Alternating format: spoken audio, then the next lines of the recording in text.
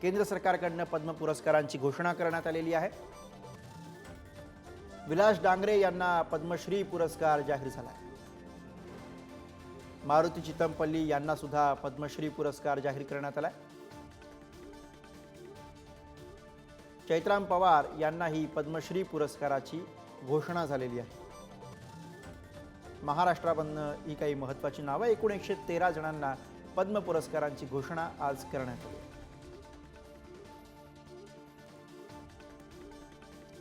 दृष्टिहीन homeopathy doctor अशी doctor Vilas Dangre यांची ओळख आहे। आर्थिकदृष्ट्या दुर्बल रुग्णांवरती कमी पैशांमध्ये ते उपचार करतात। आतापर्यंत 1 लाखांहून अधिक रुग्णांवर त्यांनी उपचार केलेले आहेत। नाडी परीक्षेद्वारे आजारांचं अचूक निदान ते करतात।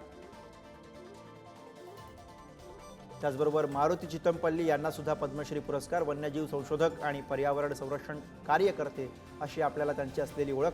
महाराष्ट्राचे अरण्य ऋषी म्हणून आपण सगळेच त्यांना ओळखतो। 60 वर्षांहून अधिक काळ पर्यावरणासाठी त्यांनी योगदान दिलेलं आहे। पक्षी, प्राणी आणि झाडांवरील विशेष शब्दकोश त्यांनी आपल्या भाषेला दिला।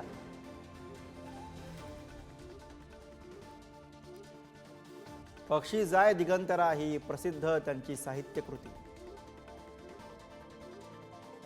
तर चैत्राम पवार पद्मश्री पुरस्कार विजेते, वन वानिकी वन्यजीव संवर्धन क्षेत्रामध्ये योगदान, जंगल जल जमीन त्रिसूत्रीचा वापर करून बारीपाडा गावचा त्यांनी कायापालट केला। 1100 हेक्टरवरती त्यांनी जंगल फुलवलं। 300 बंधाऱ्यांमुळे जलपातळीमध्ये वाढ झाली।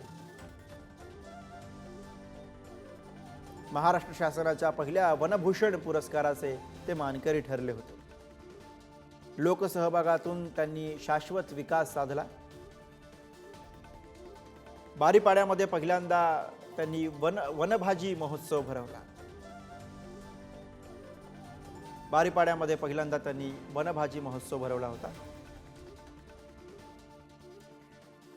तर अरण्य ऋषी मारुती चितमपल्ली यांना पद्मश्री पुरस्कार जाहीर झालेला आहे। पद्मश्री जाहीर झाल्यानंतर मारुती चितमपल्ली यांना अश्रू अनावर झाले।